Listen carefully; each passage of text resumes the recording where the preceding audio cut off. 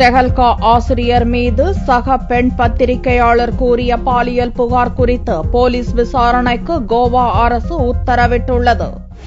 புலனாய்வு இதழான டெஹல்கா இதழின் ஆசிரியராக இருந்தவர் தருண் தேஜ்பால். கோவாவில் இம்மாத துவக்கத்தில் டெஹல்கா இதழ் நடத்திய விழாவுக்காக நட்சத்திர ஹோட்டலில் தங்கியிருந்த பெண் பத்திரிகையாளரை தருண் தேஜ்பால் இருமுறை செக்ஸ் கொடுமைக்கு ஆளாக்கியுள்ளார். இது தொடர்பாக அந்த பெண் பத்திரிகையாளர் டெஹல்கா நிர்வாக ஆசிரியர் ஷோமா சௌத்ரியிடம் புகார் அளித்ததைத் தொடர்ந்து ஆசிரியர் தருண் தேஜ்பால் மன்னிப்பு கேட்டார். பிறகு நடந்த சம்பவத்துக்கு பரிகாரம் தேடும் வகையில் 6 மாதத்துக்கு ஆசிரியர் பொறுப்பிலிருந்து விலகுவதாக தருண் தேஜ்பால் அறிவித்தார். இதுகுறித்து தேசிய மகளிர் ஆணையம் தானே விசாரணைக்கு எடுத்துக் கொள்ள வேண்டும் என்று பல தரப்பிலிருந்தும் வந்த கோரிக்கைகள் குறித்து ஆராய்ந்து வருவதாக ஆணைய உறுப்பினர் நிர்மலா சமந்த் தெரிவித்தார்.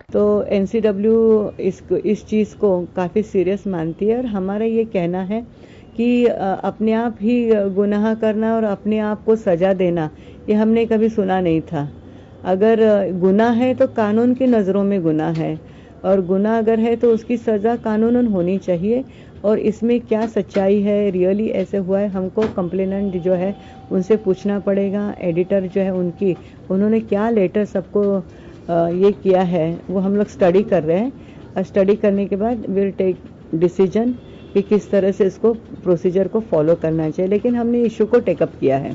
இதனிடையே விவகாரம் பெரும் சர்ச்சையை கிளப்பியதை தொடர்ந்து போலீஸ் விசாரணைக்கு கோவா முதல்வர் மனோகர் பாரிக்கர் உத்தரவிட்டார்.